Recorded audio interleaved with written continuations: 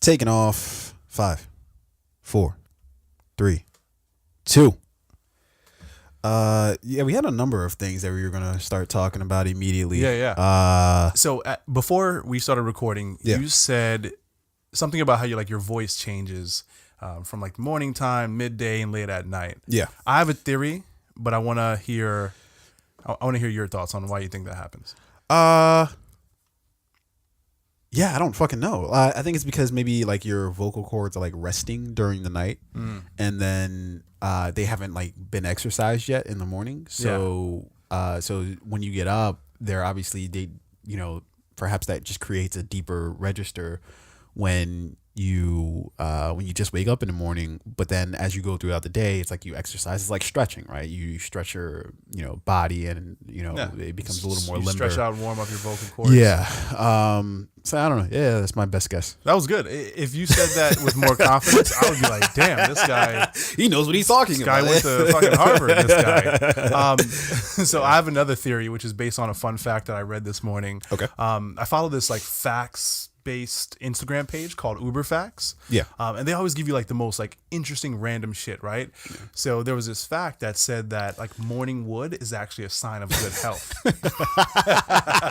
Well, then I'm in excellent health then. No, I swear to God. So it was like morning wood is like, it means like there's good flow of blood. You have like a healthy dick, I guess. As opposed to direct a line non-healthy dick? Is that? You want a healthy dick? Okay. Yeah. So there was like it's a sign of good health, right? Yeah. And that's probably why your voice sounds different in the morning. Your vocal cords are resting. What does your dick have to do with your voice? All the blood is down there. Your vocal cords are resting. Your dick is hard. I don't know. We might have to check the science on this one. We might have to. Dude, it's physics and anatomy. Yeah. Where the fuck's Bill Nye when you need him? Yeah. Yeah. I'm sure he would know. Out of anybody. Listen, I'm not an expert at all in this field, but I just figured the two went together, right? Sure. Okay. It's a puzzle. Right? Why do you think doing this morning voice, morning wood? Why does this mean that you're correct? So there are two things that Americans trust more than anything. Yeah. Graphs, right, or pie charts. Yeah. If you have a graph, you're legit. Oh yeah. If you can put anything in a graph, even if it doesn't make sense, right? Yeah. People will be like, "Oh, you know what? I didn't know that didn't draw 90% of people who tie their shoe starting with the right foot first are more than likely to live past 70. You know, it makes sense now. Yeah, it makes sense now on the graph. Sense. I tie my shoe right foot first all the time. Right? Yeah. And then if you do like very confident hand gestures while you're speaking, people will believe you too, right? If you do like stuff like this, if you do stuff like this, or stuff like this, people are very. You didn't see any of this. No. You were throwing up gang signs. I didn't see it at all. If you're in Compton and you do this or whatever gang signs let's chill with that. We don't know what affiliations we need yet. But yeah, I don't know. I don't think. Can you get sponsored by the Crips? I don't think you want to be sponsored by the Crips. I feel like that's probably not going to end well. Yeah, because then true. You're automatically going against the Bloods, and it's just like, hey, you get it's a weavy web. That's a weavy web. That's a weavy web. But hey, you're getting listeners. You're getting Blood listeners. Are you Crip listeners? Or are you just turning your podcast into a hotbed for drug activity, gang violence? Yeah, gang violence. Probably. Yeah. Damn, we're affiliated now. No, we're not. Let's take that out of the ether immediately. But we'll go ahead and drop this bomb real quick for Morningwood. Yeah. Shout out to Morningwood. Morningwood. Sign of good health. You know what? Weirdly enough, I was actually thinking about Morningwood this morning. Holy shit. Yeah. Where's this going? No, I was thinking about it this morning because I'm in bed with my girl. Okay. Yeah. Were you thinking about your wood? Yeah. Whose morning wood were you thinking about? My own morning wood, because that's typically the only wood depending on who you are, what's going on. But this particular morning, I was worried solely about my own morning wood. But I was thinking about it as in like, how does she perceive my morning wood? Does she perceive that, like he's trying to do something, or like I've always wondered, like I don't know what women actually think about morning wood, like because they feel it clearly. Very true. Yeah, like it's hard to Literally. You're gonna notice. You're gonna notice it's there. Yeah. I don't know. Listen, I'm on live right now. If anybody is, if there are any women on here who, what was your question? How do like women perceive? Yeah. How do Morningwood? women perceive morningwood? Because it's it's clearly there. We both know it's there. Yeah. And it's clearly not going anywhere. Yeah. It's the elephant in the room. Yeah. It's way to think a lot of yourself, Marine. Yeah, but it's just it's hard to ignore, but at the same time, like I've never actually had a conversation about morningwood with a woman, oh, Is that a conversation nobody really wants to have? No, yeah, that's absolutely a conversation that nobody really wants to have. Let's not talk about this. Wait, like you mean just in general or just No, how do you think your lady would start? How would you start that conversation? No, I would assume it would start with, oh, Good morning. yeah, what's that behind me? Is that you a little happy this morning? You know, what's going on? Yeah. And then where does that conversation go? I don't know. It goes to me explaining, hey, whether you're here or not, this would happen. So you gonna make them eggs? Yo. Rain, is it a mystery why you're when you're single currently? There's no mystery why I'm single. Listen, I'm gonna die alone. I say that to people all the time, but Jesus Christ, I've already saw my death. I'm in a room by myself. It's chilly. Yeah. I'm on a thin, firm mattress. No pillow. Yo. Dying. Yeah, you might as well die. That's it. That's pretty much it. In bed with no pillow. Yeah. It's got to be the worst thing. And and I just have the sheet over me, not a blanket, just a sheet. Just a thin, cold. You're describing sheet. hell on earth. That's what you're describing. That's there's my idea of hell. And then I'm like near like a train line that's running past my window. And and, okay. I'm there for like 3 or 4 days. This got dark for no reason. Very dark. So I'll go ahead and hit the intro.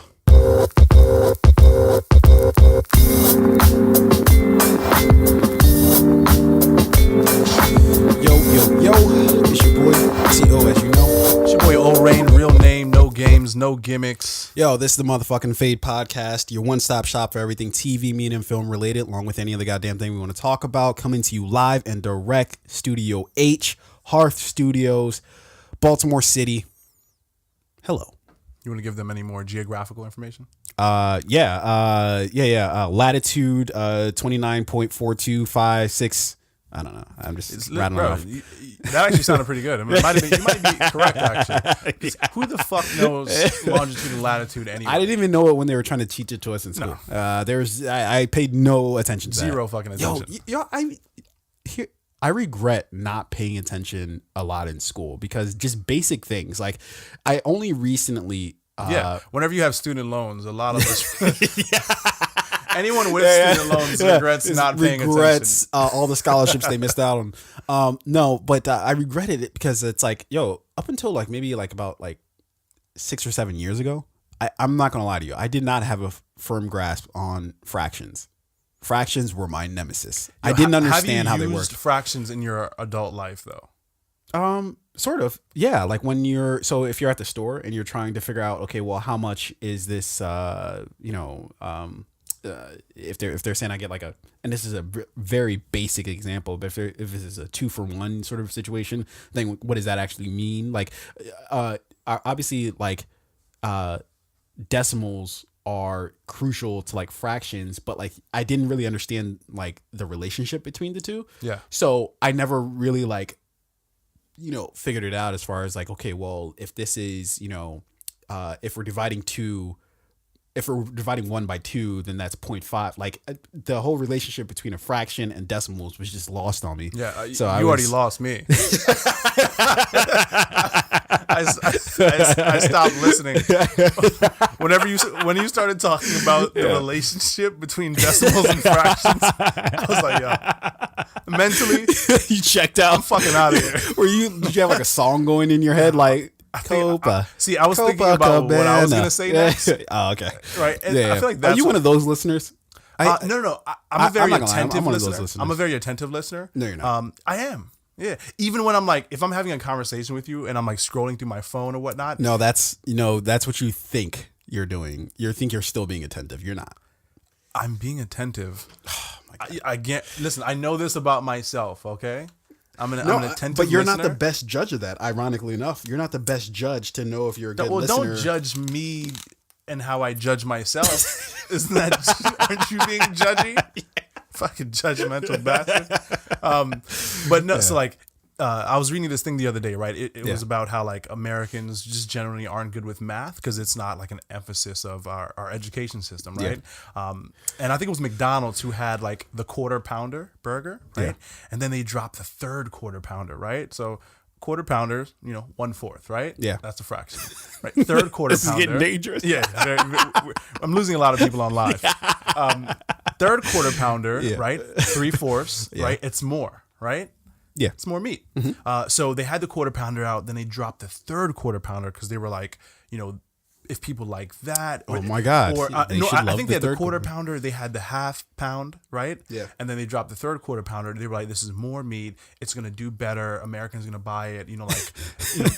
And nobody appetites, bought it because right? they thought it would be less. No one bought it. Yeah. Because they thought third quarter pounder was less than half, and then quarter pounder sounds more than third quarter pounder, right? Yeah.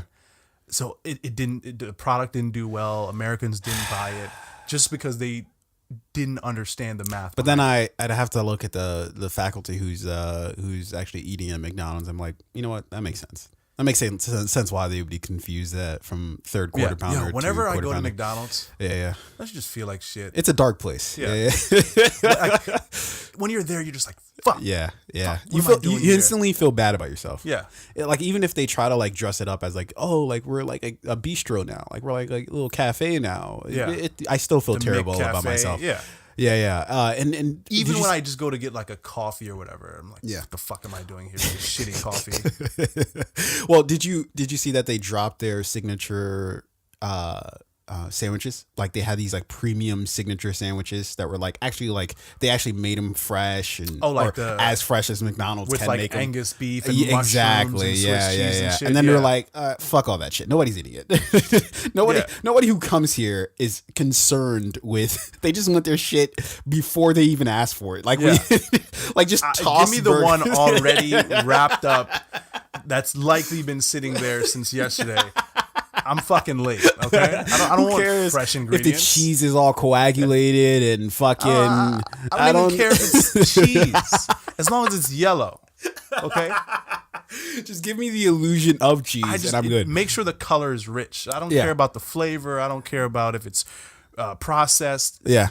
Just give me the shit. Yellow. Look, I don't care. Just before I even order, I want you to fucking slide me a fucking sandwich because you can read my fucking mind, and let's call this a fucking even exchange. I haven't eaten at McDonald's for a very long time. I keep getting dragged by other people to McDonald's. Like we'll be out like late night. I think we went one time. We did. Yeah, we did. And we had. Damn, I forgot about that. Yeah, we had the. It's when they had like the honey barbecue chicken tenders out. The tenders were fire though. They were alright. They were very McDonald's. No. And they were like a limited thing. The barbecue honey chicken tenders at McDonald's. No, don't lie. Them joints was fire. I'm not lying at all. They were very mediocre. Barbecue. Chipotle. You tripping right now? Yeah, weren't they Chipotle? Because they had a little. I think they were just like honey barbecue. Had a little heat. I'm not gonna lie. During the time span that McDonald's had those barbecue honey chicken tenders out, I may have gone once a week. Well, feel bad about yourself. You feel terrible. But here's what I would do. I would go to different McDonald's throughout the weeks, so the same people didn't see me more than once.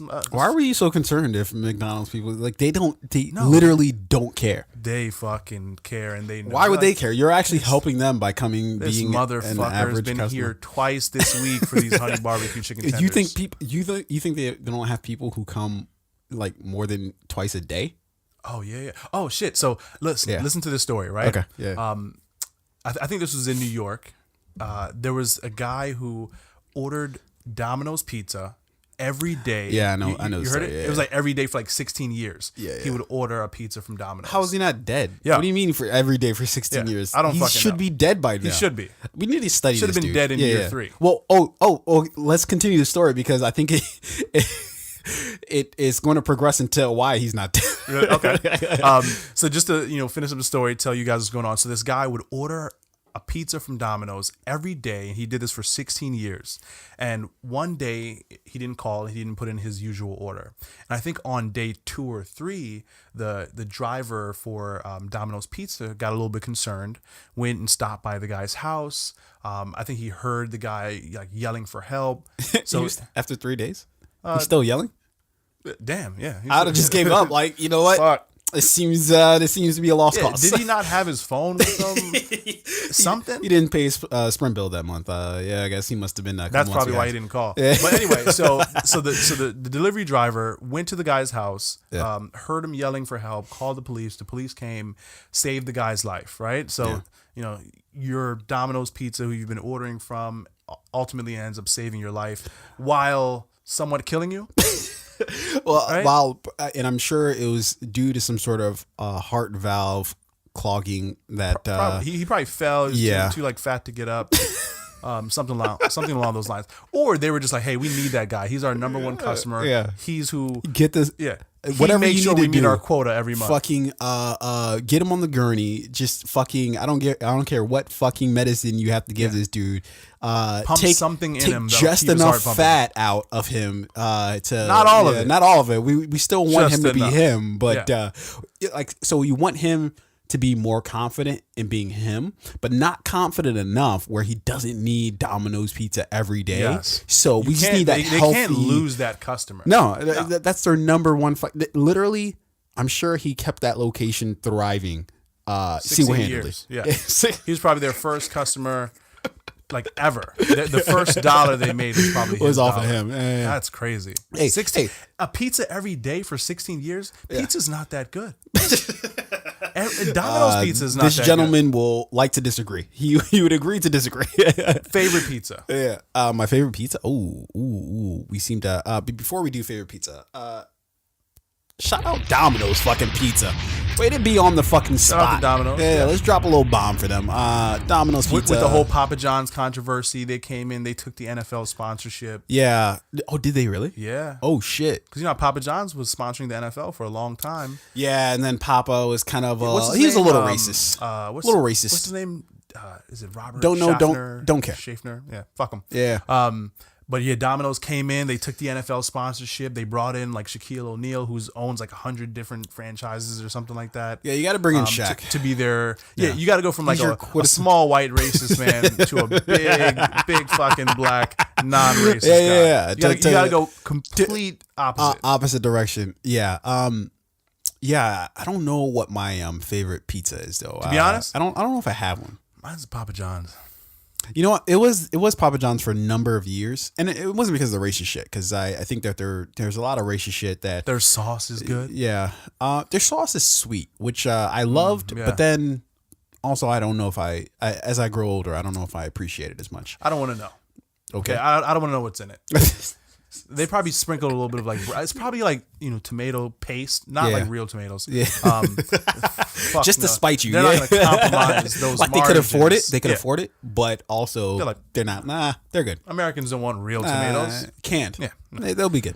So it's tomato paste, and then he probably put some like, I was gonna say brown sugar, but no, that's it's too expensive. Yeah, they go granulated. They go granulated white sugar. Sweeten this motherfucker up a little bit.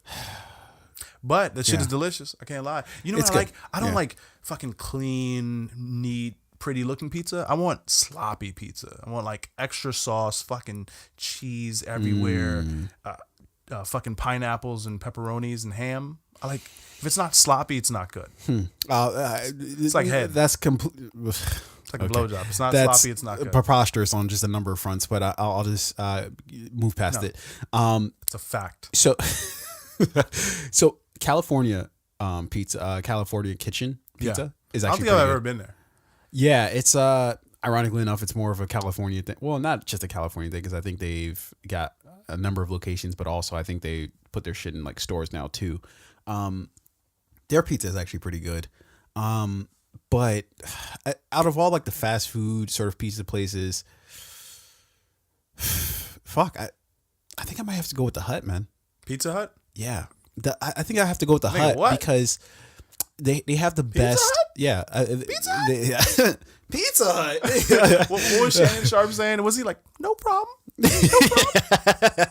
Yo, Shannon Sharp is like my favorite dude to watch. He is the best television personality.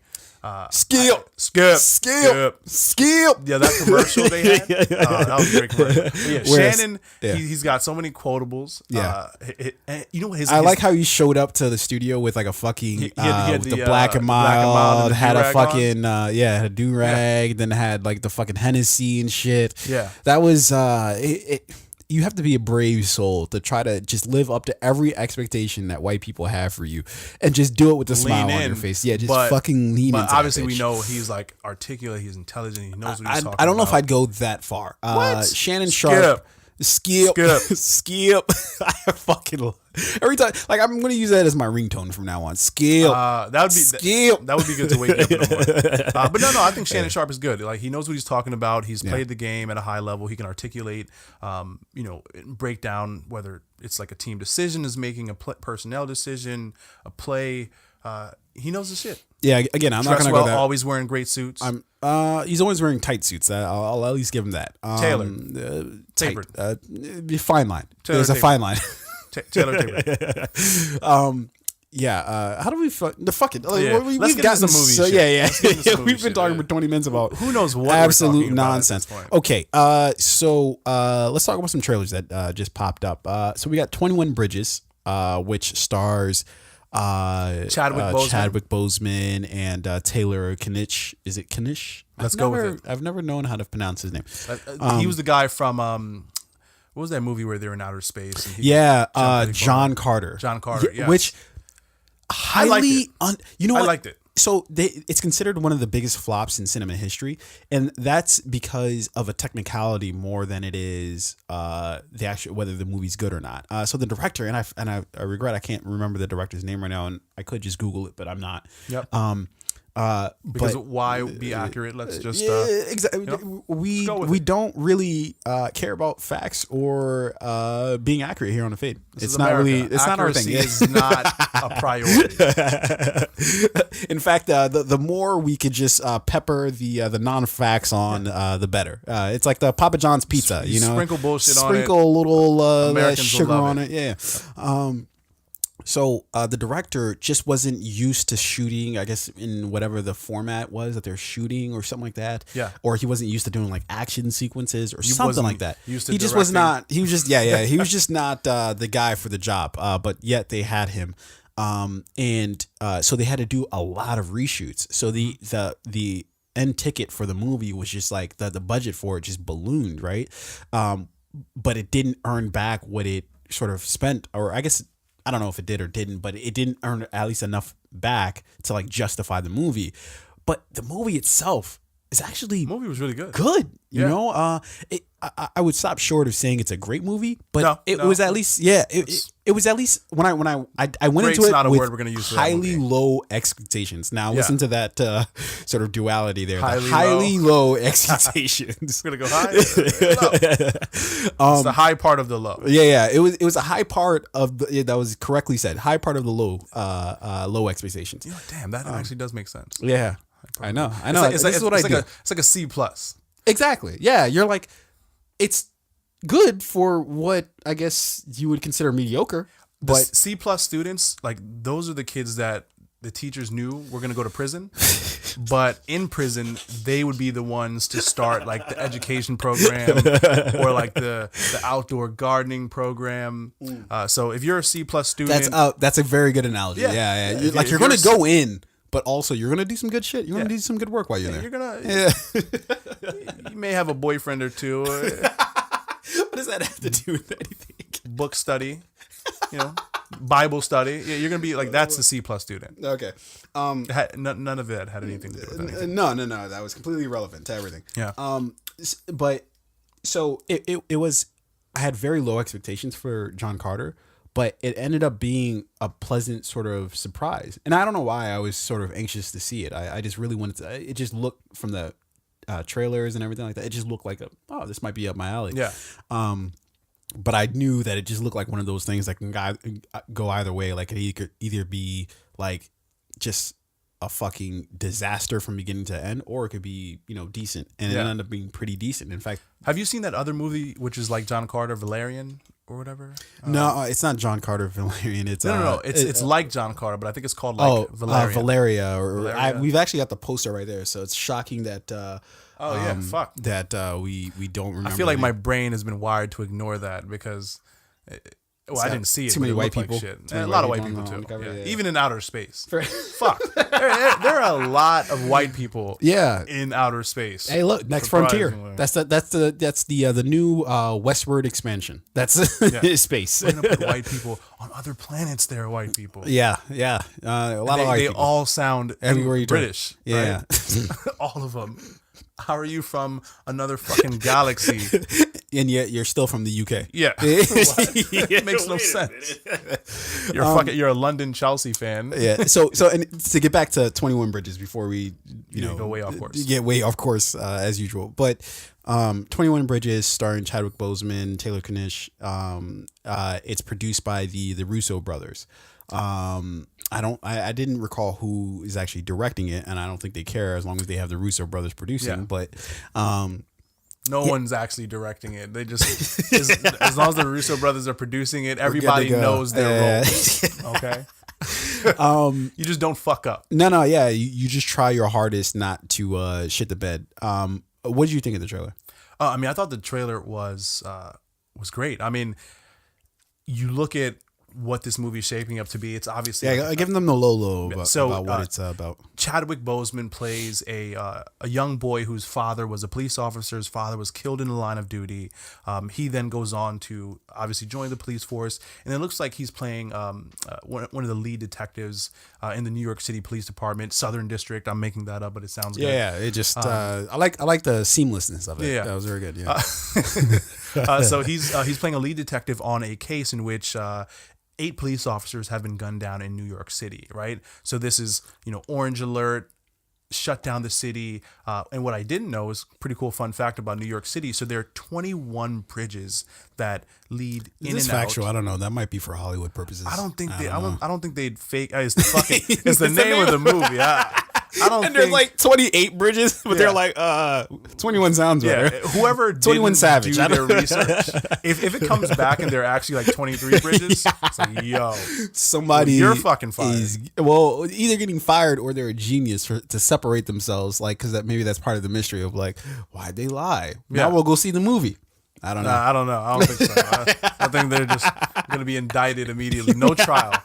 But anyway, so there are 21 bridges that lead in and out of Manhattan, which is an island essentially in New York, state of New York. Mm-hmm. So they shut down all the bridges, right, leading in and out of the city, the Hudson River, the trains, and they're on this manhunt for these suspected murderers of the police officers, right? Yep. But there's something here that's not. It's not fitting, right? There's a puzzle that needs to be solved because this is not like a cut and dry crime. The trailer looked good. Yeah. Good music. I think the Future song, what is it called? Mask Off. Mask Off was the song that played throughout the trailer. It's probably going to be one of the lead songs for the film. It looked good. I think Chadwick Boseman, because he's been on this Black Panther run, he's been on this Infinity War run, and like he's really known for that character. Yeah. He's not necessarily trying to divorce himself from Black Panther. No, he's clearly not trying to because who produced this film? The Russo brothers. Yeah. Well, but I think he definitely is trying to show that, hey, I have a great body of work before Black Panther, and my body of work after that movie is going to be fantastic as well. I think this is right up the same alley, right? Like it's an action movie at its heart. It may be like maybe a thriller sort of. I mean, it's not like a sci-fi movie. It's not going to have a bunch of but that's never been effects. Sci-fi's never been his motif. Like it's always been sort of action oriented. Not always. Well, no, action oriented. We've got Marshall, which was and that's what I mean is like it's not always action oriented, but. Mm-hmm. He's in the past played like, detectives or like, I don't know, just it's something that required like Jack when he played Jackie Robinson, right? Yeah. Very sort of like, it wasn't an action movie, but it was sort of, physically demanding. You had to look the part. Yeah. You have to be a certain you know. But I mean, I think for now that like obviously the Avengers, Marvel, Infinity War, Endgame, it's coming to an end. Even though there is another Black Panther movie coming out. In fact, he might be one of the leading. Like to continue that. He's but I think like in the meantime, right? Whenever like an actor is connected to a very large film, and it's going to be a series of films, they're going to continue to play a certain character for an extended period of time. They have to kind of like sprinkle in work throughout those those gaps of time to show that, hey, like I have diversity in my acting ability. Yeah, you don't unlike what Steven Seagal did, where he just played. You know what? I don't think he could have played anything else. Cop. No, I think that's no romantic comedies for Seagal. No, was he ever in a romantic comedy? No, for good reason. Steven Seagal, come on. Unless you think Under Siege is a romantic comedy. No, definitely not. Maybe more so Under Siege 2. I don't know. But yeah, this film looks pretty good. I think that and it's also got did you watch If Beale Street Could Talk? I have not yet. That's the one movie. Very, very good movie that you should check out. Okay, yeah, that's the one movie on our Oscar list that I did not see. Check out. Yeah. If Beale Street Could Talk was a pretty good movie. The lead actor there's a guy, I don't know, a woman. The lead actor in it, he was the black guy in the other black guy, not Chadwick Boseman, the other black guy in the movie, where they were about to get on the train or the metro or whatever, and they see each other. Yeah. So that guy was he was the lead actor from If Beale Street Could Talk. Okay. So they've worked together before. They have a little bit of. No, they've never worked with each other. Oh wait, you know what? Chadwick Boseman was not in. He was not in. Yeah, I know. All these black people kind of run together at the end of the day, but no, he was. I'm looking forward to this movie. When I first saw the trailer, to be continued for Instagram here. What is this? Is that Instagram? That is Instagram, right? Yep. Okay. Yeah. We were running a live stream on Instagram. We just ended it. So if you are joining us from the Instagram feed to see the end of this conversation, welcome. So I don't think that so Chadwick Boseman and like the whole cast just looks really good. The movie looks really good.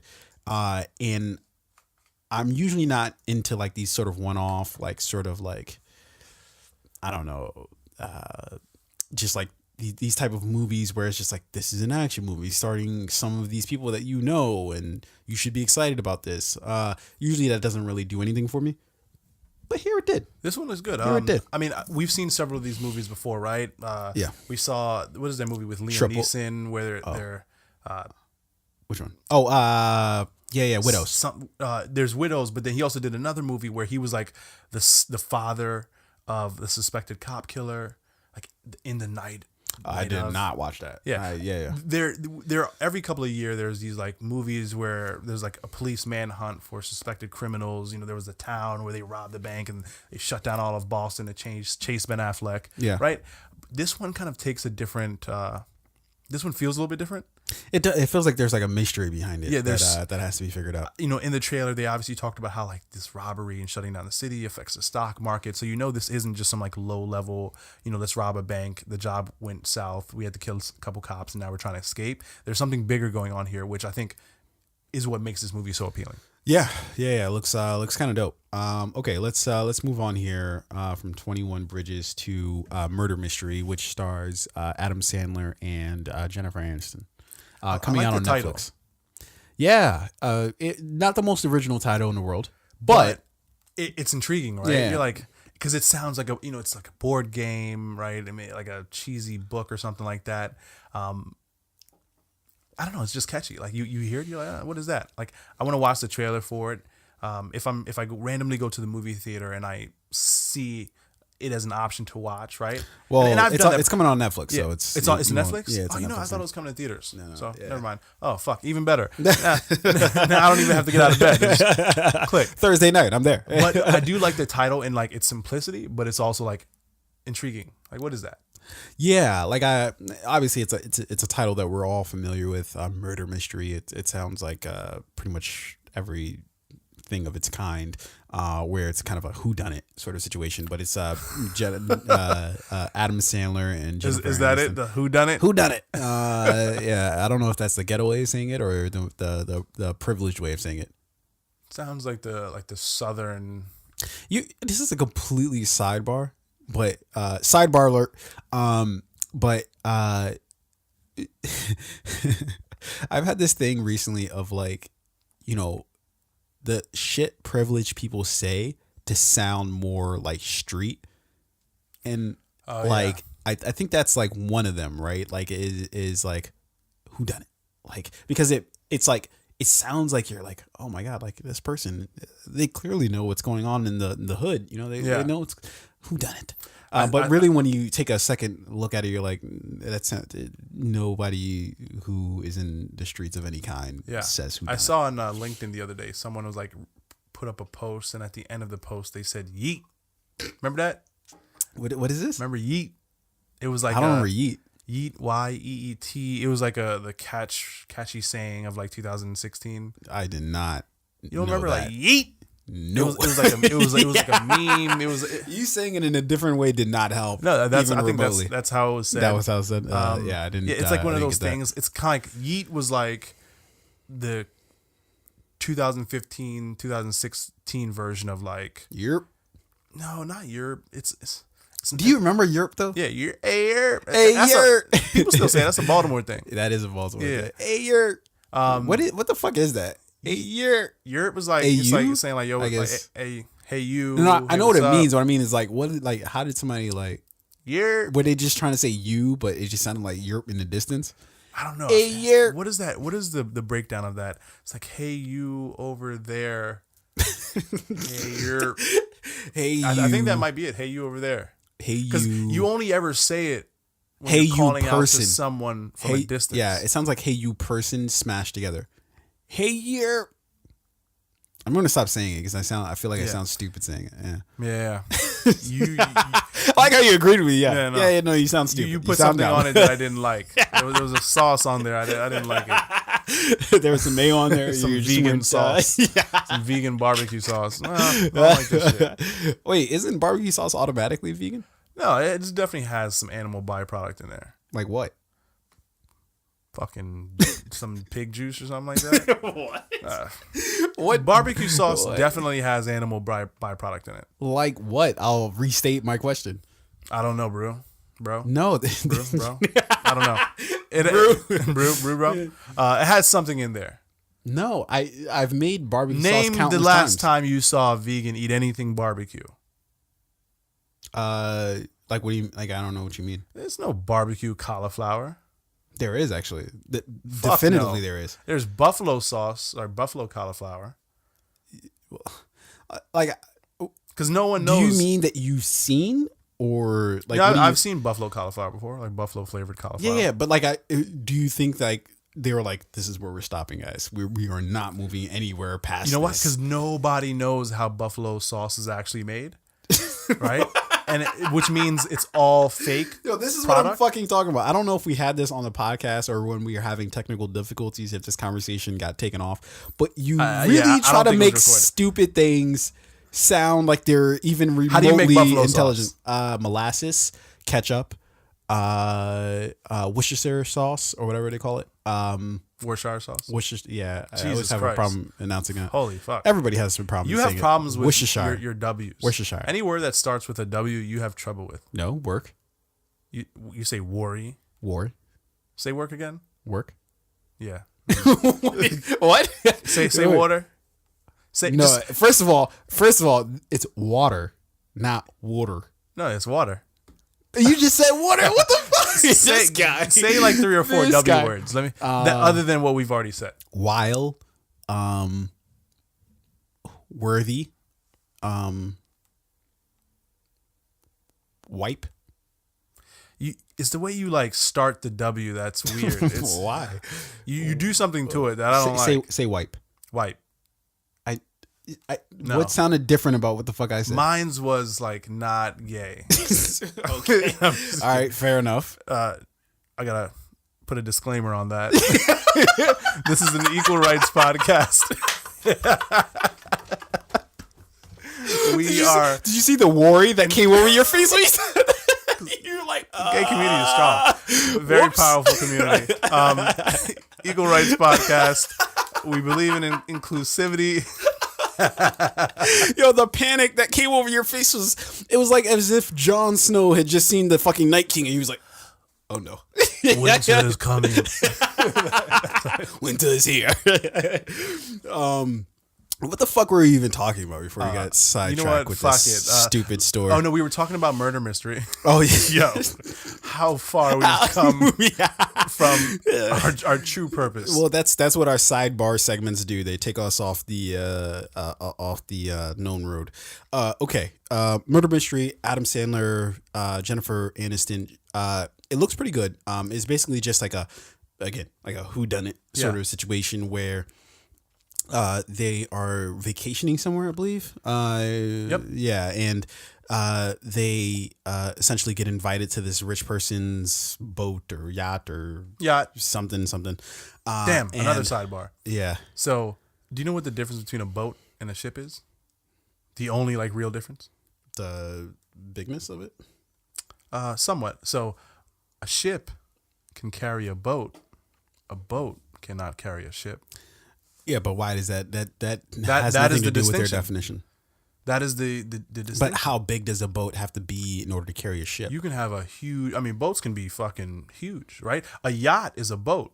No, but you can just make a really big boat, couldn't you? Yeah, but then it would be classified as a ship if it can carry another boat. That seems like I don't know what the word is, but like that seems like that seems like what do they call it? Fucking God, what's the fucking technical long ass word for it? Like an oxymoron? Is that what I'm looking for? Might be. Yeah, that feels like an oxymoron. I've used that word before. I've never really known what it's meant. Yeah, I can't spell it either. Yeah.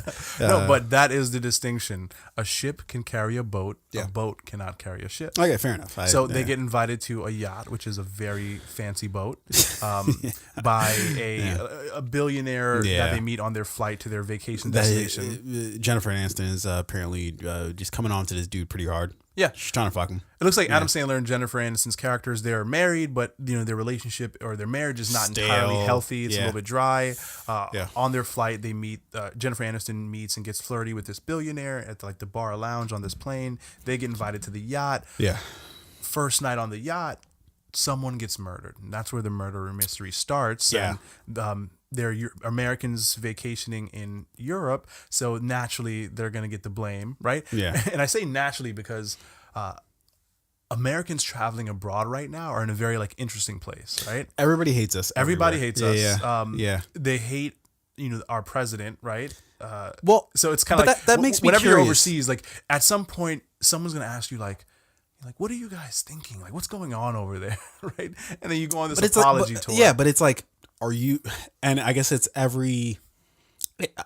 perhaps like how black people feel when white people are they make snap judgments about black people, and it's just like, that's not all of us. That's just individuals. But then also it's how we judge white people as well, right? Like we see a Trump, go to a white person, I'm like, the fuck is up with this dude, and you're like, explain this shit. There's some people in the Rust Belt, I guess, you'd have to talk to about that. No, but I think it's fair though, because 49 million people voted for him, right? And then 49, and then I think another 20, 30 million people didn't even vote or something like that. Sure. So for the people who go overseas who voted for him, when they get asked that question, what the fuck were you thinking? Valid question. For the people who didn't vote, when they go overseas, they're like, what the fuck were you thinking? You let that guy get elected? Right? I was busy that day. Yeah, and for the people who voted and didn't vote for Trump, when they go overseas too, it's what the fuck happened? Right? So you're going to get that question regardless. Yeah. But I don't think it's a question that even if you were talking to a Trump supporter, it's how could you really articulate because politics in America, and then you fire right back at them okay, well, what the fuck's going on with this Brexit shit? What's going on here? But isn't that just Britain, Great Britain? It is, but also it affects the rest of Is it EU. still Great Britain? Do we or just call it Britain? I mean, I don't call shit great unless I feel it's great, and yeah, I don't. So it's I've just, never just seen Britain, anything. You just call it Britain? Yeah, I just call it Britain. I just made that up just now. I have I've never thought about that a day in my life. I figured. But Yeah. But yeah. Anyway, so again, Jennifer Aniston, Adam Sandler, they're vacationing in Europe. Someone is murdered on their vacation while on this yacht. So the movie kind of explores this, kind of like they not necessarily assume blame, but blame is pointed at them because they're the Americans and they're the easiest ones to blame. And they go on this journey of trying to solve the crime, avoid capture, as well as avoid being killed themselves while trying to solve the murder. Yeah. It looks really good. Surprisingly, it looks fun. I clicked on the trailer and I was like, you know what? I'm fully prepared to shit on this trailer. I'm fully prepared to hate it. And then I watched, I was like, it's all right. It's not bad. Adam Sandler is good. So like this. No, I refute your claim. Wait. So Spanglish. Good movie. Really good in that movie. Again, the actor known as Adam Sandler, I refute. Not some of his movies. So Adam Sandler, he's just like I don't fucking know how he's lasted this long. Right? It's a mystery to everybody. I think in Hollywood, Adam Sandler's like he's like the definition of like white privilege. When we've got this mediocre time movie after here, time. It's light. Actually, it's you know what? funny, No, not necessarily because call Adam, see what he's doing. Him and David Spade. Because I know. Well, no, I'll go light on David Spade. He doesn't do much, but what he does is pretty good. Name one bad David Spade movie. What is that movie with like Adam Sandler where they're all like dads or something like that? Oh, but that's not his movie. That's I can't think of anything good David Spade has done. What's that movie called? Now I need to think about it. I keep thinking like Daddy Daycare, but it's not. No, it's not Daddy Daycare. It's because it's got Chris Rock in it as well. Mm-hmm. Whatever. It's gonna I come forget. to us at a terrible time. Whatever. Yeah. I know. But yeah, David Spade doesn't. He doesn't. The only one maybe you could say is Joe Dirt, perhaps. Yeah, but Joe Dirt was kind of funny. Joe Dirt was what it was supposed to be. Yeah, exactly. Yeah, it wasn't. It didn't try to live up, past what. Yeah, no one expected an award for Joe Dirt. Nobody. No, and in fact, the fact that they didn't get a Razzie is actually, I'm sure they were hoping for that at the very minimum. But long story short, or long review short, this trailer looks good. Jennifer Aniston, she's not a great actress, but she's not a bad actress. And she plays this role well. Like the, middle-aged wife / girlfriend, she's never going to be like the lead detective in a movie or FBI agent. No, I think she's fully capable. Like they're and I'm just the movies aren't coming to mind like their actual titles, but she's headlined a few different movies that were like it required a little more out of her than just the confused of course, wife or some shit. But yeah, I don't think that. I think she's capable of it, but I don't think that she knows or I don't think that's where she's going to make her meal, right? Like her meal, but that's not the problem. Put her in a box. I don't dislike Jennifer Aniston. That's the problem with Hollywood in and of itself is that there are people who are vastly capable. Like I look at actors and actresses all the time, like, yo, damn, like we could try to do so. For instance, could she? You know what? Fuck, I would have loved to have seen her as Captain Marvel instead of Brie Larson. I'm being sarcastic. I know. Yeah. But I know. But that's my point. Is like, she again, this character that she's playing, she kind of does it well. What was the movie where they were like they were the fake family and they were trafficking drugs from like Mexico? The Johnsons or some shit. Or no, it wasn't the Johnsons. That was would definitely like be that. A black family. We're the Smiths or it was like one of those types of films, yeah, right? Yeah. But she did really well in that. Terrible Bosses, she played like the assistant to Charlie Day. Those are the B rolls. What I'm saying is like I think she's fully capable of playing something much more than that, but I don't think Hollywood, in terms of dollar wise, is really into her playing that headline, like being in a movie. Like she couldn't, like I said, be Captain Marvel, Black Widow. No. I think she's capable of it, but they won't. That's what they I'm just saying. won't cast her. Hollywood is like, hey, we're not looking at you for this movie, but we've got this romantic comedy coming up. Plus, let's look at it, man. She's getting a little long in the tooth, that's a convenient way of saying she's getting old. She's getting and I know Hollywood doesn't like these older, specifically older women. Hollywood definitely does not like to cast older women unless it's like Susan Sarandon. Meryl Streep. You've got exactly. There are a few that have like just carte blanche to do and what happens is they get put in literally every movie. That is true. Yeah. So, but yeah. Who's another one? Like who are the older white women that are still killing it in Hollywood right now? Judi Dench. Judi Dench, definitely. Yeah. Is that if that even is Nicole her name? Kidman? I think she's. Is she old? She's getting up there. She's old, right? She's getting up there. Yeah. Yeah. But then you look at the male counterparts, right? And like all the male dudes are just like, I don't know what y'all talking about. I'm eating out here. Yeah, like Gene Tom Hackman, Cruise is still fucking making yeah. 18 movies a year. Fucking Will Smith, he's clearly over 50 right now, still pumping out. I couldn't tell you the last movie Jada Pinkett Smith was in. Fuck no. I mean, I know she had the show Was it The Hawthorne. Matrix? I think she had the show Hawthorne on CBS for a while. Nobody watched it. Yeah, no, yeah. it was really good. It was really, really good, actually. I stand by my claim that nobody watched it. But yeah, like, some of the other, I guess, like white actresses over 50, Julianne Moore, I think she's Julianne, she's actually probably really the most steadily working one, actually. Yeah. Glenn Close. Glenn Close, look, when you get to the Glenn Closes of the world, the Meryl Streeps, I'm not going to use the word overrated. I wouldn't dare use that, but it's bordering on overrated. Jamie Lee Curtis, I would say. Jamie Lee's still got the goods. Oh, Renee Russo. Yes, Renee Russo, yeah. Although I can't claim to know when the last movie I've seen Renee Russo. I Googled white actresses over 50. Angela Bassett is in here. It's like, whoops. Hey, Sorry, Google. But shout out to Angela Bassett. I mean, holy fuck. This woman does not she age. is no, forget about her aging. I don't even give a shit about that. She is just a phenomenal actress. And I didn't really appreciate it until I rewatched Malcolm X. I remember watching Malcolm X as a kid and not really giving two shits about it. But I rewatched it as an adult, and her performance in that movie is astonishing. It's fantastic. It's one of the great performances I remember watching in my lifetime, and that's high honor because I don't give that to just anybody. But her performance in that movie, along with just every movie that she's like in Black Panther, she brings a certain something to her characters that's just, I don't know, it's just great, Yeah, I don't know. Even in Olympus Has Fallen, as terrible as that film was, that might be where the limits of her powers are shown. Yeah. No, she was the only one in that movie that I was like had some respect for. Other than that, I was like, this movie is shit. Her show 911, which is a TV series, I think it's on Fox. I'm not sure if you've seen any of it. Is that still on? Yeah, really good. Really good. Is it really good?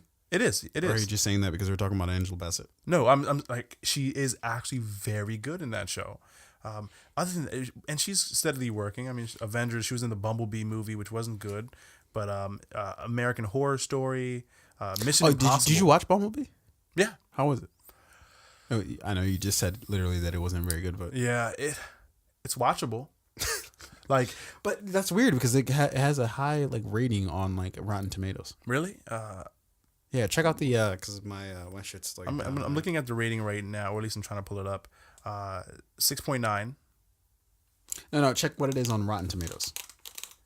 Dude, you're asking me a lot. What are we gonna do to fill this time? While I'll just start dancing. Yeah, let's just move on. It was good. It was like one of those movies where I wasn't disappointed I watched it, but it wasn't the quality of what I want to expect from Transformers. And I think over the past,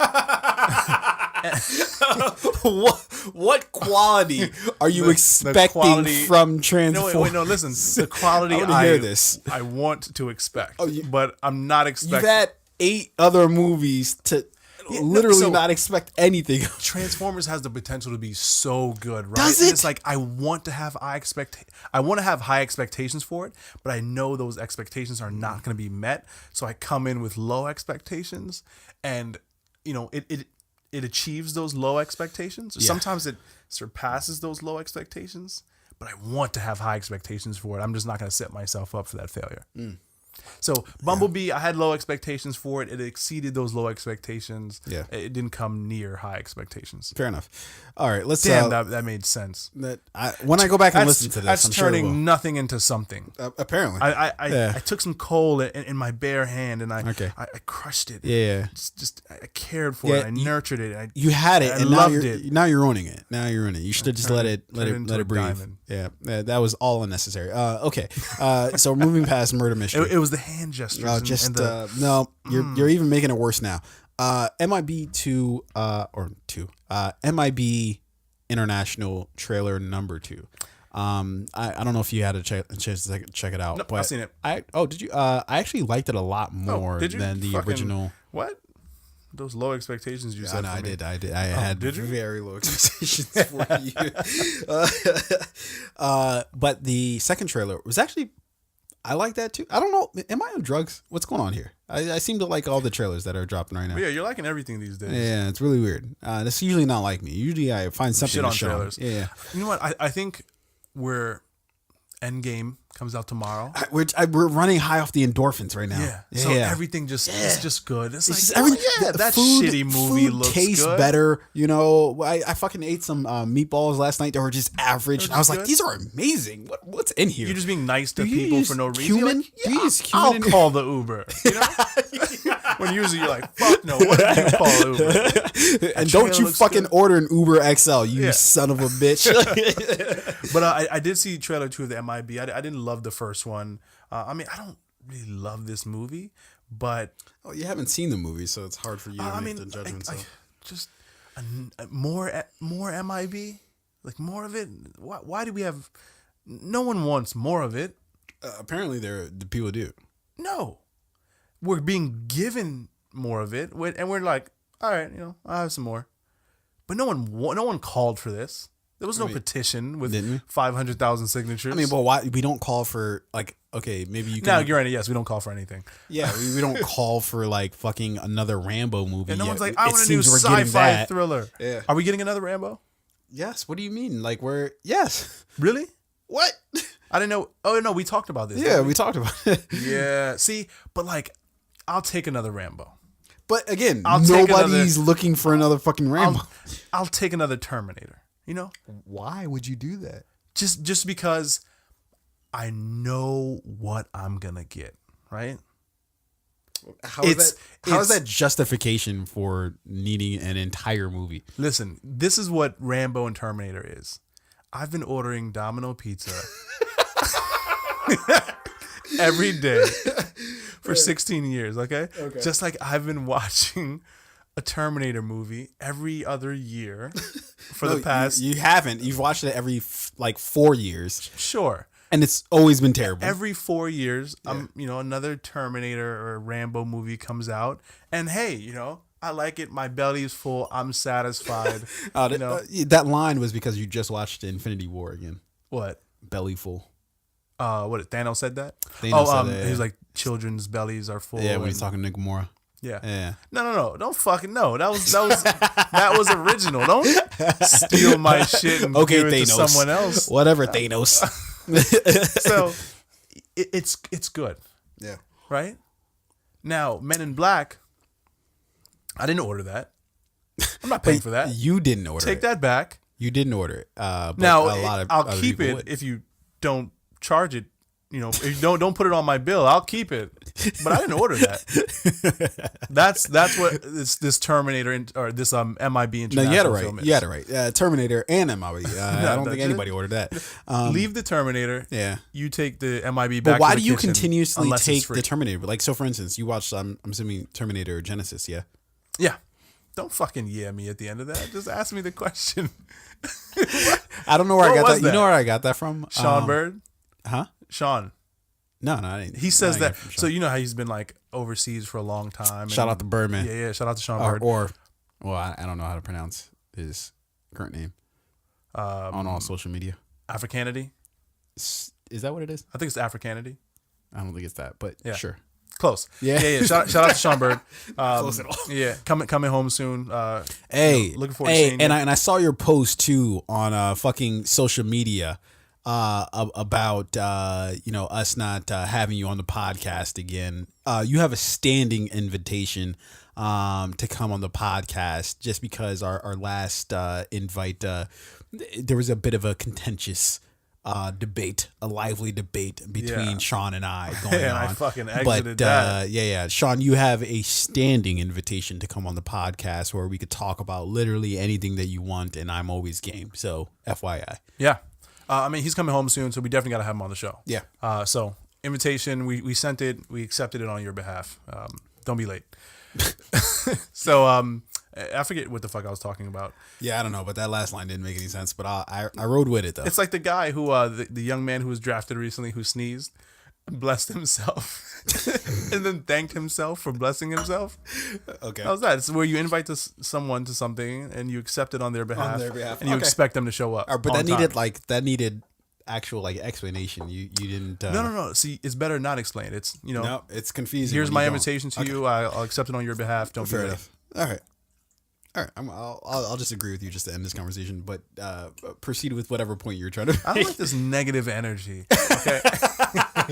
Oh, when I disagree with you, that's negative energy. Yes, any form of disagreement is negative. But yeah, so we're talking about this fucking Men in Black international film. Yeah. And this movie is starring Tessa Thompson, who plays Agent M. Yeah, and we've Chris got Hemsworth. Rebecca Ferguson, Chris Hemsworth, and Emma Thompson. So we've got a Tessa Thompson and an Emma Thompson. Oh, and Liam Neeson, if I'm not mistaken. Yes, Liam Neeson is in here. Yeah. Is there any other fucking people we might know? I don't remember anybody else from the trailer. No, nobody else. Oh, the guy from Captain Rogers, where he was like, "I'm the captain now." Oh, really? He's in here. Yeah. Yep, actor by the name of Nasir Jama. Okay. Hey, happy to see him in there. Shout out to Nasir. Keep working, young man. Yeah. Oh, he's probably older than me, but keep working. Happy for you. Hey, shout out to Nasir. We're going. When does this movie come out? Drop a little bomb. Give him a bomb. Yeah, give Nasir a bomb. Does Will Smith have? I feel like Will should still get a check. I don't know if he's going to get a check, but I'm sure he's got something to do with the production of it, though. Let me see if I can figure that out. I know they're definitely not going to have Tommy Lee Jones in it, even remotely, because Tommy Lee Jones is 8,000 years old and looks every bit of it, by the way. Steven Spielberg is an executive producer on this film. As well, he should just be executive producing things from now on. He shouldn't really be. I don't know why. I don't know why I don't like Spielberg. Can we talk about this for sidebar? Well, sidebar. We've got reason to not like Spielberg. No, his beef not just with Netflix. His whole thing with Netflix just sort of amps it up a bit. But I just generally don't like Spielberg, and I think it's because it's like this air of not superiority, but like this era, and he's done fantastic things in his career. I don't want to say this flippantly, as in like I don't recognize that his contributions to cinema as a whole. We wouldn't have what's known as the modern blockbuster if it weren't for Spielberg and like Jaws, or Spielberg and E.T., or Spielberg and I don't know, pick any one of his fucking movies that you want to pick. But he just seems very sort of pompous for a person who doesn't. How should I put this? He makes movies for the masses, which is great. But also, that's not the only form of filmmaking. And I feel like and perhaps this Netflix sort of situation has sort of painted him in that light of thinking, oh, no, this shit is for us, top ranked filmmakers only. Everybody else, get the fuck out, Yeah. But he's somewhat becoming a villain. A little bit, yeah. I don't necessarily view him as a villain, but I do view him as somebody who's just out of touch. Yeah. I mean, and I think that happens in any environment when you've been at the top for so long, and then you've for decades been receiving that love and that notoriety, and people are always saying, oh, you're the greatest, you're the best. At a certain point, you become so comfortable with that, that anything that challenges your right to the throne, well, especially if your numbers back it up, right? So Spielberg's numbers clearly back up that he has something to say in Hollywood. So the numbers back it up, and then he's always receiving that praise. So then it's, and we assume people like that, this points directly into something that I do want to talk about, which is So they just came out with a series of like music videos for Game of Thrones, and one of them is by SZA, The Weeknd, and Travis Scott. For Game of Thrones? Yeah, for Game of Thrones. Hey, it's called. We saw what they did with Black Panther. You put Weeknd and SZA together. But if you would look at the comment section for this video, production? Oh, it's mad racist. People are shitting all over, saying, "Bring back Jenny's song from from Game of Thrones." We don't want to hear this shit. Trying to combine this genre with Game of Thrones is nonsense, right? And I get, a banger, but I get their point. The song itself is actually pretty decent, but to pair it with Game of Thrones is like the song absolutely has everything to do with Game of Thrones. Yeah, but the pairing together is just like out of nowhere. It's just like Randy Orton and his RKO. It's like that came out of nowhere. SZA, The Weeknd, and Travis probably like, how much are we getting paid for this? I'll do it immediately. I've already done it. I'm going to start writing. You know, I wrote something last week that somewhat fits this. Let's run with that. Yeah, we'll have it over to you tomorrow. So you have them, and the power is called. The song is called "Power is Power," and it's a reference back to a quote that Cersei had, I think back in either season 1 or season 2, where she's talking to Littlefinger. And shout out to Faye because he first put me onto this line way before I actually watched Game of Thrones. But she says, she demonstrates to him, "Power is power," and I think that is sort of how people in Spielberg's position feel. Is that, oh no, like, you know, all these new things trying to pop up, they're bullshit. Power is power, meaning that the power that I have. And what I should have responded when we had that conversation with Faye, but obviously I didn't know the line and I didn't know the context.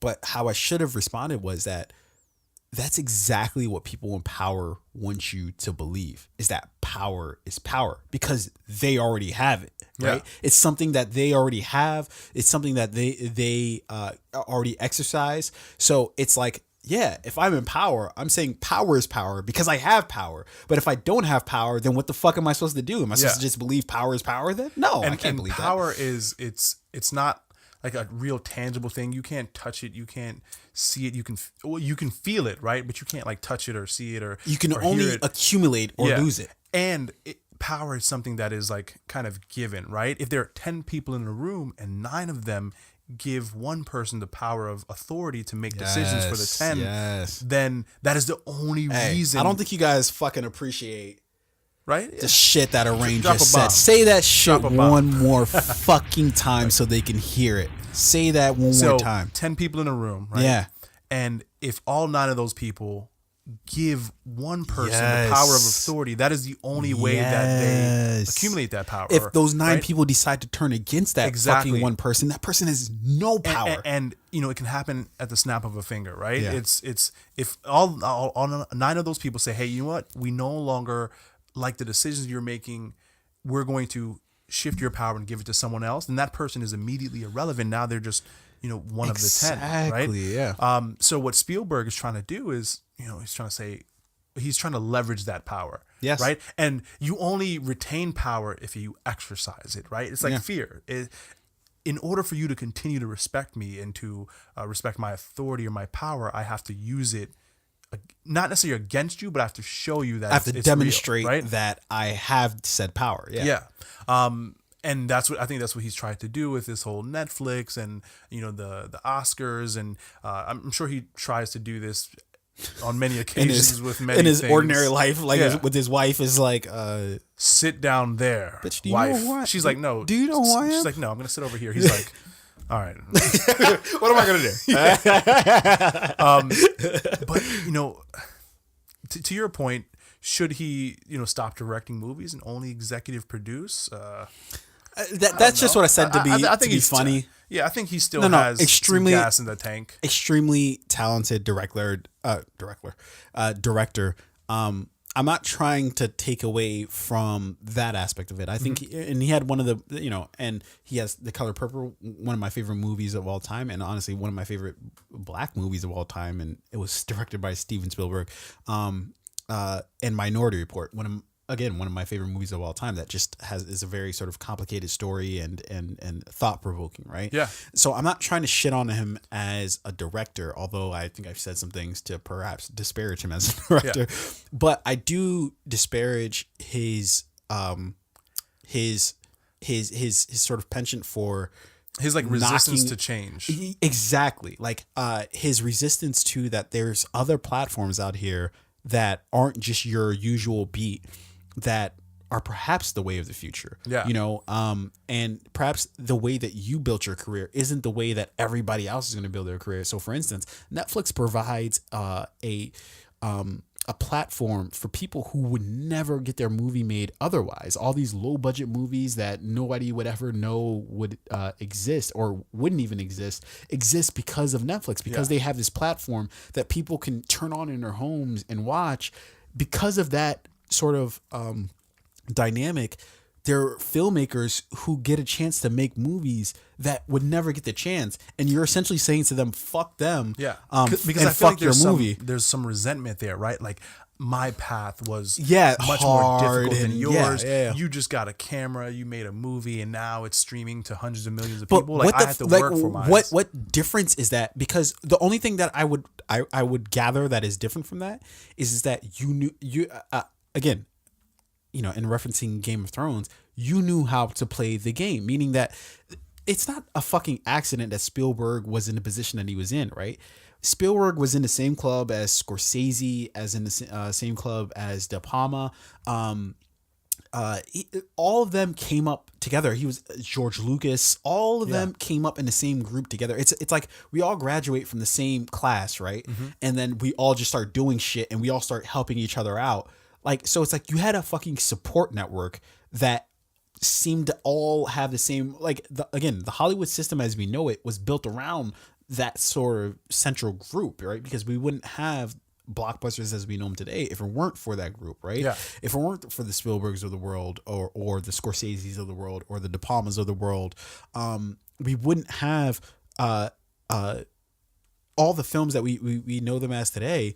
But because of that, like, it seems like they're just like, oh no, like if you're not in this group, then you don't really like exist. Like you're not like a thing. And perhaps I'm painting too broad of a brush for what Spielberg is saying, but that's essentially what it translates to. Because when he tries to put the kibosh on things like Netflix, that's what he's doing. And I mean, and I somewhat understand it, right? Because like when you had to work extremely hard for something, right? And then 10 years later, that thing that you worked extremely hard for is now very easy. You could just like go and do it, right? You're like man, fuck that. Yeah, like you feel like a little bit of resentment to it, right? Yeah. But as long as that thing is only adding to like your industry or to your respective field, then I would understand the initial resistance. But you know, once it becomes a thing, and like, hey, this is very much alive. Streaming movies, you know, whether it's Hulu or Netflix, is very much alive. Then you just adapt to the change, right? Spielberg is still a great director.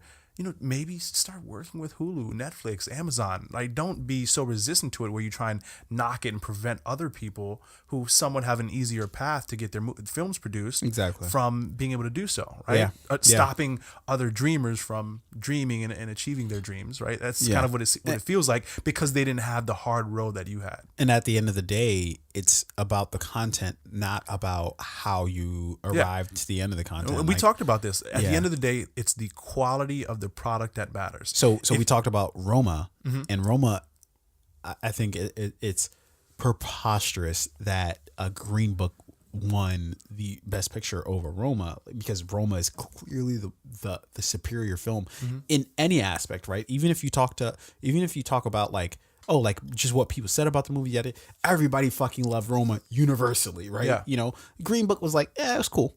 You know, it was all right. You know, but I think that like the content matters more than how you arrived at that content, right? The ends in this case, specifically this case, does justify the means, meaning that like it doesn't matter like if you went to Netflix and you're like, hey Netflix, let's make this movie, or you went to Netflix on the back end, whatever, however you distribute your movie, whatever, that shouldn't matter. If I have a movie that's just as good as Spielberg's movie, but it came out on Netflix, it doesn't mean my shit should get discounted because Netflix or because Spielberg went to theaters and was able to show his shit in theaters, and mine was just on a platform that people could watch sitting, scratching their balls on their couch. Yeah. Again, like we said before, it's at the end of the day, the quality of the product is what matters.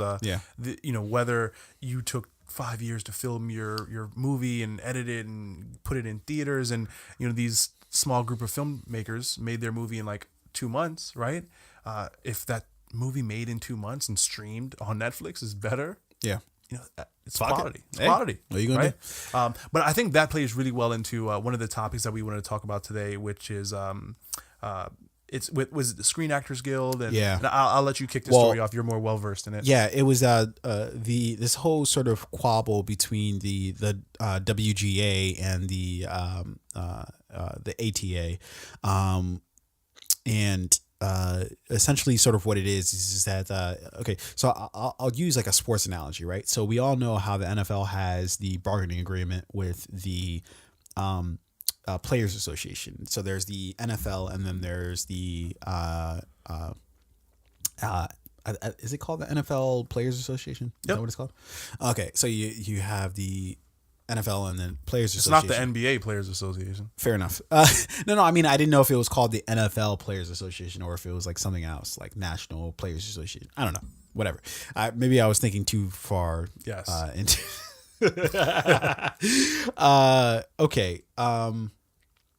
So essentially, there's clearly a bargaining agreement between the NFL and the Players Association on the terms of their contract, of what's expected of both parties, and that's exactly what we have here with the WGA and the ATA, and the WGA representing obviously the Writers Guild of America, and the ATA, and I've always forgotten exactly. Yeah, Association of Talent Agents. There you go. Association of Talent Agents.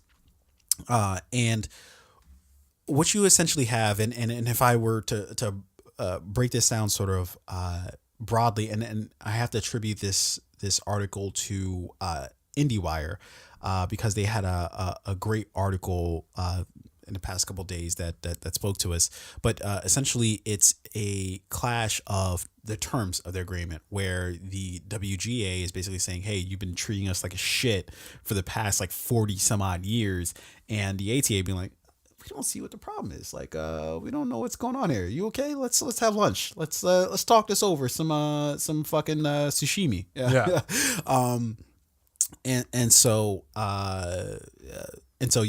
And I'll break this down in a couple different sort of ways that sort of illustrate sort of what the inherent issues are. And again, I have to attribute pretty much all of this to IndieWire, specifically Chris O'Falt, who published an article this past within the past week or so, or a couple of weeks. Okay, so let's jump into this. And this agreement that they have is called the AMBA, which is the agreement between the ATA and the WGA, and it regulates the terms of how agents represent writers, stating that agents can charge upwards of 10% of a writer's earnings for their services. Now, that on its face seems like pretty reasonable deal, but what that leads to is this sort of common practice of what's called packaging, which is essentially agencies bundling a project and script with talent in order to sell a show or a movie. And it's been happening for decades. And that's a problem in and of itself, because in that case, these agencies, and you have the CAA, you have WME, and I think they call it the Big Four, right? Yep, CAA, WME, UTA, and ICM. Yes, a lot of fucking letters. acronyms. Yeah, Fuck. It's hard to keep them straight. But they use this sort of tendency as a bundling or packaging rather, to basically maximize their own profits, right? To maximize what they can get out of the deal. So it depends on the project and who they can get for the project. And they try to just basically craft what makes sense for their bottom line. Like, okay, so for instance, it doesn't, if they have a script, right, this script from a well-known scriptwriter, and they can pair that with a well-known director, but perhaps the person that is best for the role is bumfuck from Wisconsin, right? But they could also get, I don't know, name any sort of head actor or actress as their lead person. They would opt to do that versus going with this person who's clearly right for the role because it helps their bottom line, right? Yeah. Now, where it gets complicated is that actually does help the thing actually get made, right? Because then people are like, oh, like, yeah, we'll fund this because we know there's a reasonable expectation for the return on our money if we were to invest in this particular thing. But again, that line becomes very blurry of what's helping the project overall and what's helping the talent agency's bottom line overall. Yeah. I mean, I think most of the times when you could look at just any consumer product in general, right? Or product, or any product or service, companies package these things because let's say there's one thing that's selling really well. Like, hey, we know this is going to work. We know this particular product is selling well. We know this particular writer has a body of work that has historically produced a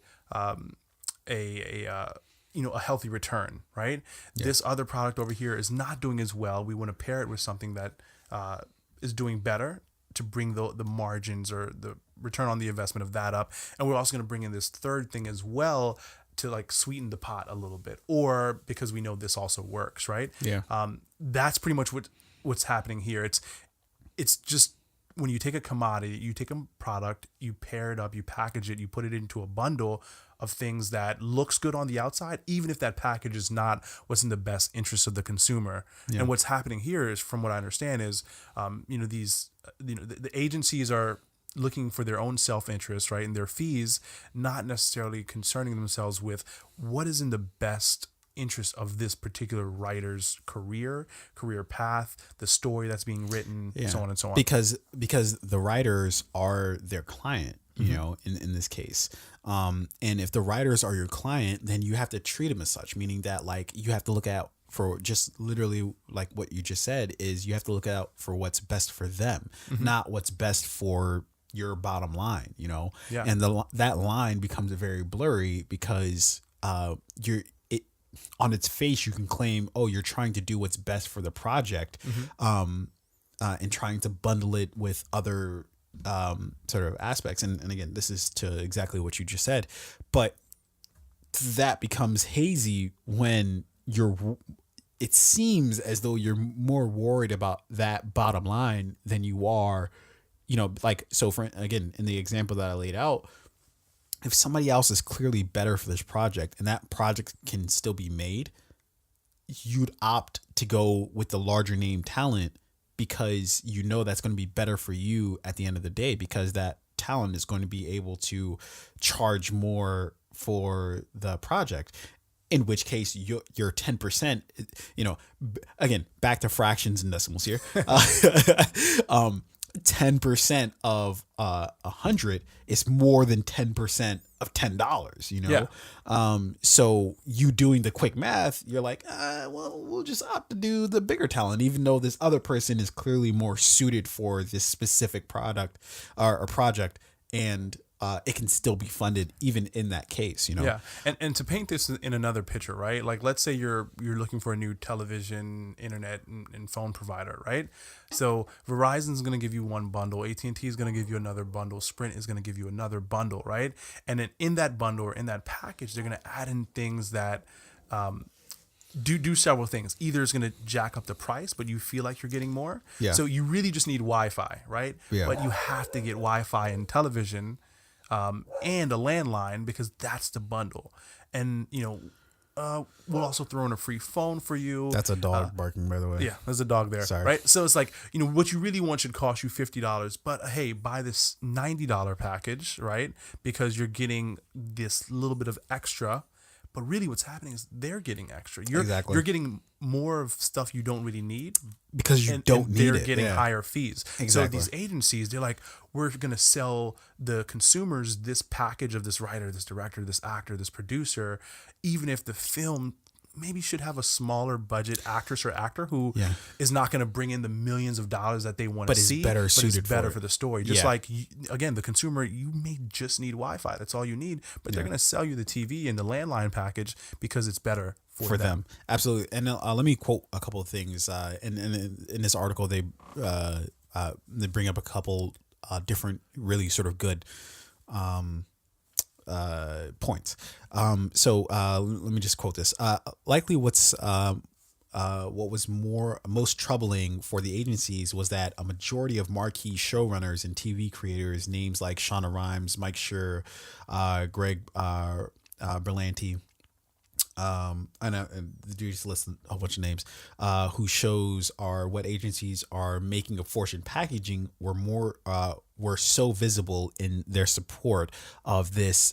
So the WGA, essentially, there was a deadline, I think, on April 6th, and the WGA was just like, fuck it, like we'll let that deadline pass. In which case they sort of like voided the deal between, and again, this deal has been in place for since like 1976. Yeah, 76. Yeah.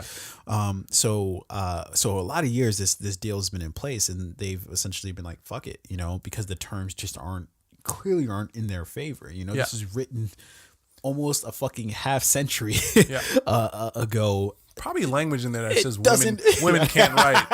Women writers have to pay higher fees. And if you're black, you just can't do this at all. You pay 90% of your earnings.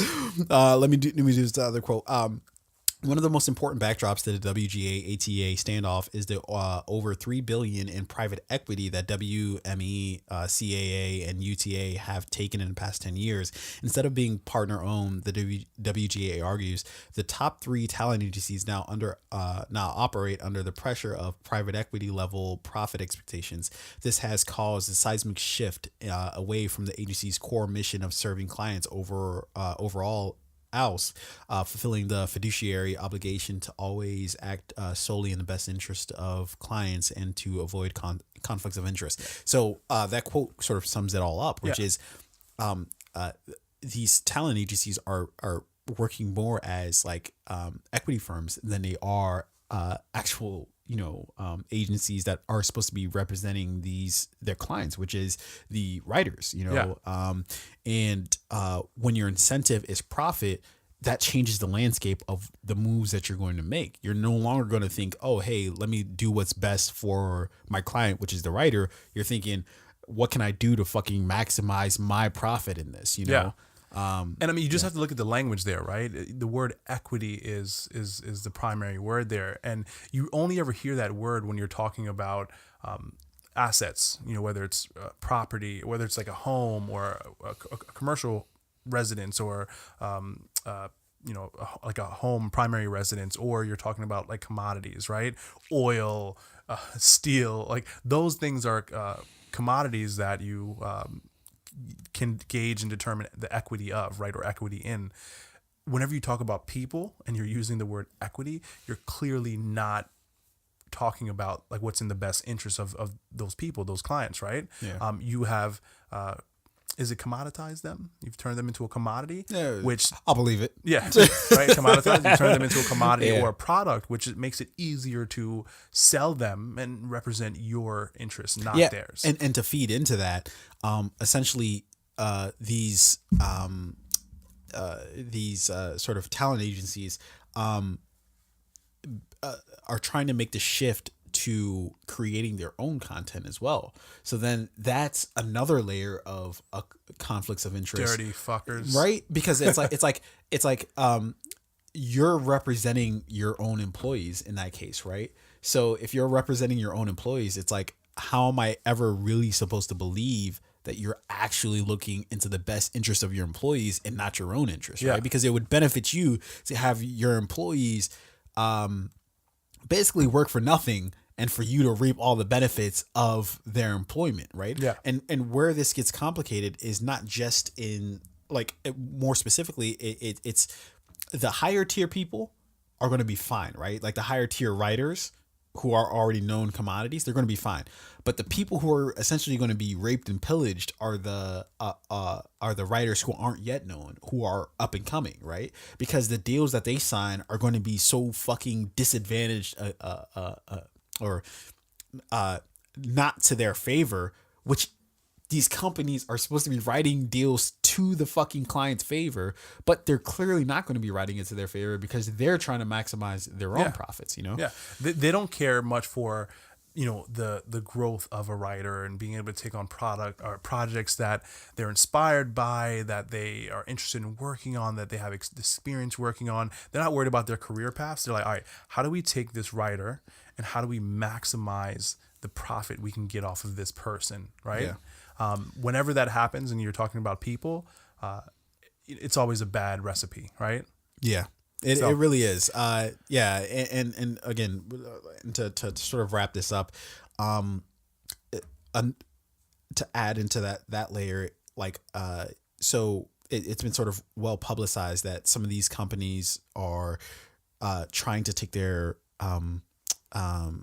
company, public. Which again, if you take your company public, you're essentially like your main goal in that case profit is just profit, you know? Yeah.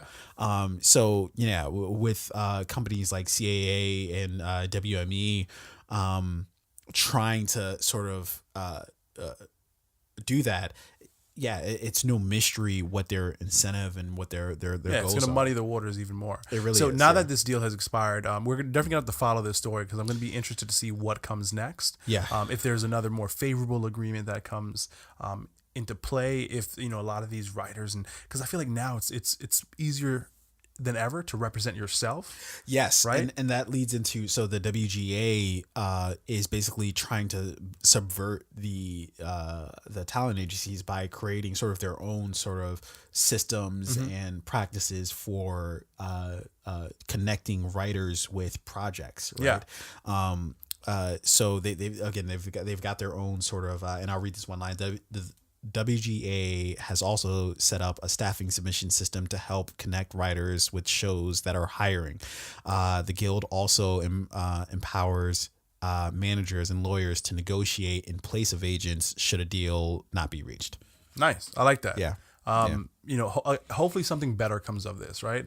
Because you hate when I'd hate to see greed take control over like the events to come, and for another deal or another agreement to be put in place that's again not in the best interest of the writers, and we see another 43 years of this. Yeah. Again, we're gonna follow this story. We're gonna see what's to come. Yeah. You wanted to talk about Bond 25. We're gonna wrap on that. Yeah. Yeah. Bond 25, which is the last movie we saw was years? 25 fucking no. Bond has been going on for over 60 years. Is this the 25th film? This is the 25th film. Jesus Christ. Yeah. So But I'll take it. yeah, I mean, like, what are we gonna do? We're gonna be like, no, Bond. I don't want to see another movie of Bond in it. No, of course we are. It's like when your bartender makes the wrong drink, but it's a good drink. You're like, I'll take it. Fuck it. Yeah, I'll do it. Yeah, why not? Okay, so and they clearly picked a shitty time to like reveal like what like the plot is of the film, yada yada, because Endgame is clearly happening this weekend. Yeah. As well as Game of Thrones. So I don't give a shit about everyone's Bond. Everyone's gonna care about this in like another week or two. Yeah. They're gonna have to re-reveal it. Yeah, they're just gonna re-reveal. They're gonna Bond 25. They're gonna have to do another fucking revealing of. So let me read this real quick. Again, this is from IndieWire. Craig's. The the director of Bond 25 is Cary Fukunaga, who those of you will remember is the director of one of the first movies on Netflix, which is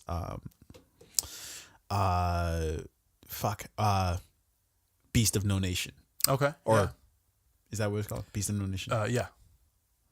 A Beast of a Nation or Beast of No Nation? Starring Idris Elba? Yeah, it was starring Idris Elba, but let me pull up the actual correct name before I get it wrong. Arain Phil. I think it's Beast of a Nation, I'm pretty sure. Oh, man, wouldn't it have been great to have had Idris Elba in this film? With Cary Fukunaga? What is... I'm pretty sure it's Beast of a Nation, too. No, I'm trying to think if Idris was ever in a... No, he was never in a Bond movie. No. He's never been in a Bond movie. Few black people in Bond movies, aside from which, ironically enough, and I'll read the synopsis of this before, before I jump in. Fill some time. Yeah. Sorry, I don't know if I did a good job with you did but a fantastic job of filling. Yeah. Bond has retired to Jamaica, but returns to active duty when his old CIA pal Felix Leiter, who's played by Jeffrey Wright, turns up asking for help to rescue a kidnapped scientist, which leads Bond to a mysterious villain armed with dangerous new tech. And the villain that they speak of is none other than Rami Malek of Mr. Robot and Bohemian Rhapsody fame. I don't know what I'm looking to expect from Rami Malek Bond villain. I don't know. I feel like he can pull off like the dark, I don't think he's going to be very like, I would like to see him be physical in this movie. Can he pull off like action? Right. But no, I don't need he's going to be physical. very much like, cerebral. He's going to be like a cyber terrorist or something like that. And obviously given Mr. Robot, I don't think you cast him as like fucking, jumping over fucking cars and shit. He's definitely he's better to do this movie than being like Fast and Furious 9 or something like that. But no, like I feel like Remy is he's certainly a talented actor. He's kind of like on a hot streak right now. I think he's going to bring something to this film that's a little bit different. In from what we've seen in past Bond villains, right? And we've had some really good ones. I mean, Javier Bardem, who was in Spectre? No, that was Skyfall. Skyfall. Yeah, that was Skyfall. Yeah. Fantastic. Like one of my favorite Bond villains thus far. One of the best, unarguably, one of the best Bond villains of all time. Javier Bardem, but I don't think I really. Because I think Bond as like a movie in and of itself is a very stale product. And I don't think, but the problem is it makes its living in being stale. So it creates this confusing landscape of we want something different, but also we don't want anything different. Yeah. We don't know what we want for Bond. I wasn't sure where you're going with that, but no, that actually does make perfect sense. Doesn't that make sense? Yeah. Yeah. It's like, and what is that like?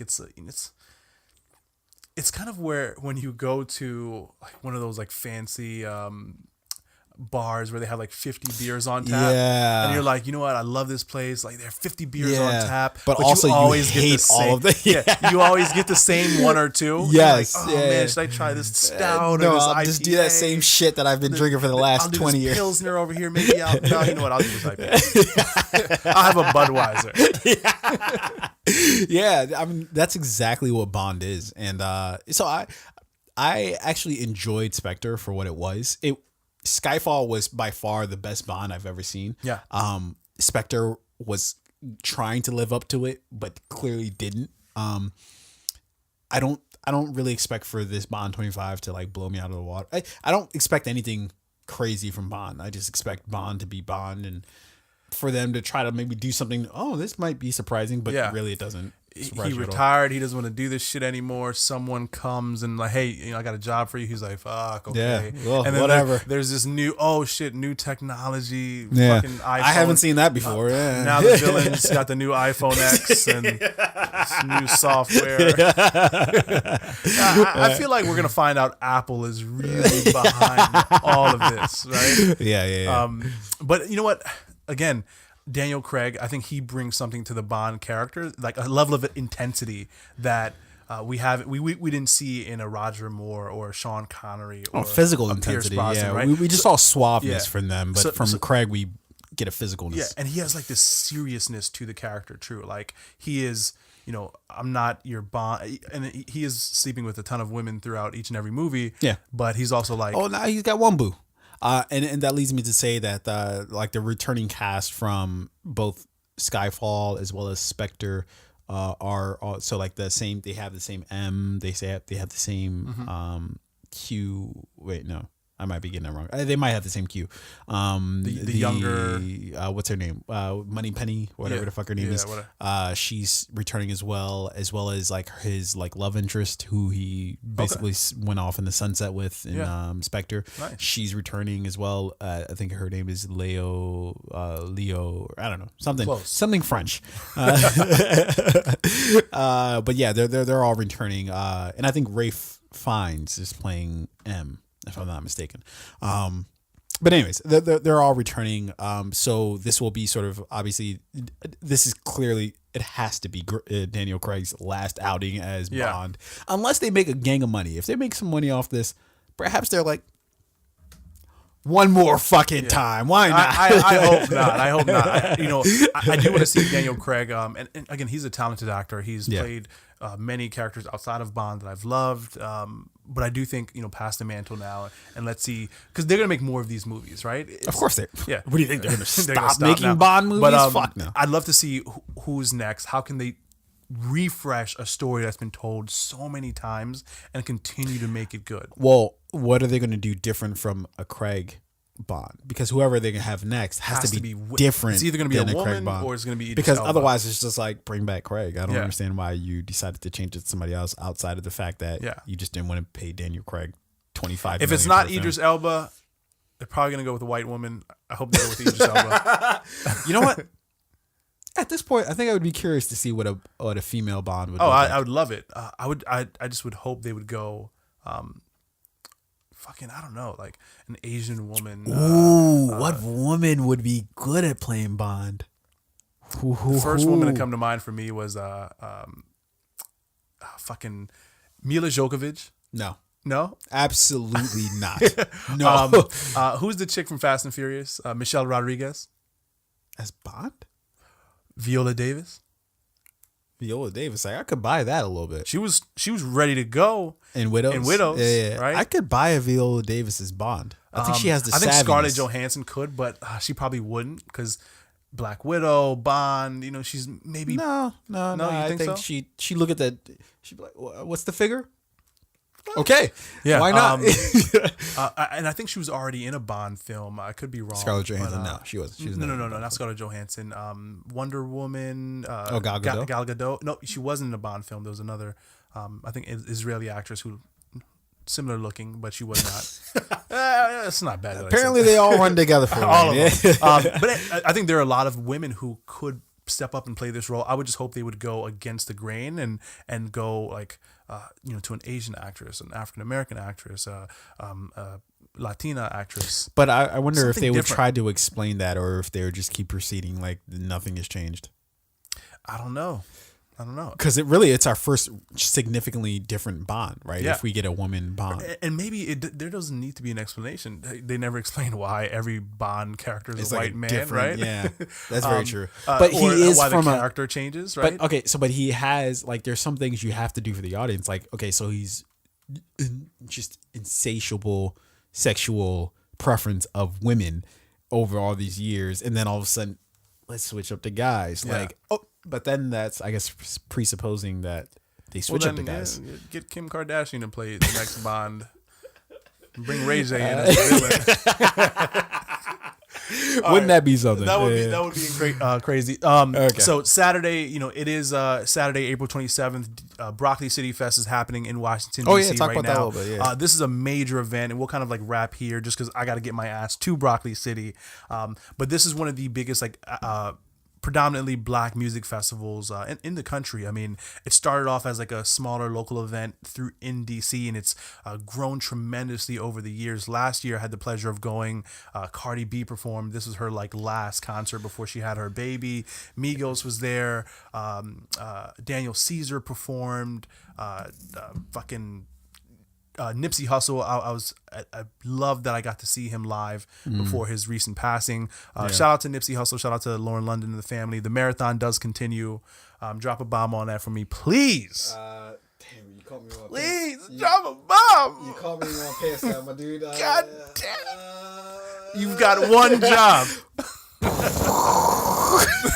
Hey, fair enough. So, all money in, no money out. Shout out to Nipsey Hussle. The marathon continues. So this year at Broccoli City Fest, the event is even bigger. So it's moving from RFK Stadium, which is the old Raven Stadium. This is a little too late. Sorry, RFK Stadium is the old Redskins Stadium. Yeah. It's now at FedEx Field, which is the current Redskins Stadium. And the lineup is crazy. You got Childish Gambino headlining. He's having a monster year. Yeah. Lil Wayne, you've got... Yeah, whatever happened to that whole I'm going to retire Childish Gambino? Yeah, he was like, yo, this money's too good. Lil Wayne's performing. You've got Gunna. You've got Tiana Taylor. You've got City Girls. You've got Ella May. You've got Six Black, or is it Black? Who fucking knows? I think it's just Black. You've got WizKid. The lineup is crazy. So I can't wait to get to that. I'm excited. Yeah. Whoever's going to be there, hopefully I see you there, and then you come back, you listen to this episode. Yeah. All right. So in that vein, let's end Orion's suffering here. Let's go ahead and end this fucking podcast. I know you're trying to get out of here to go see these people perform. With that being said, if you rock with us this long, obviously you are a fan of the show. We fucking appreciate you to an unending amount. And we definitely hope that you hit that like button, hit that subscribe button, and hit that share button. Share this shit with anybody and everybody who you could think would benefit, which is literally everybody. Everybody in the world can benefit from this this glorious podcast. But aside from that, I don't have anything else, but we'll go ahead and outro us here. Rain, what do we do when we get to the end of the show? Fade out. Bitch. That was very abrupt. Yeah. Aggressive.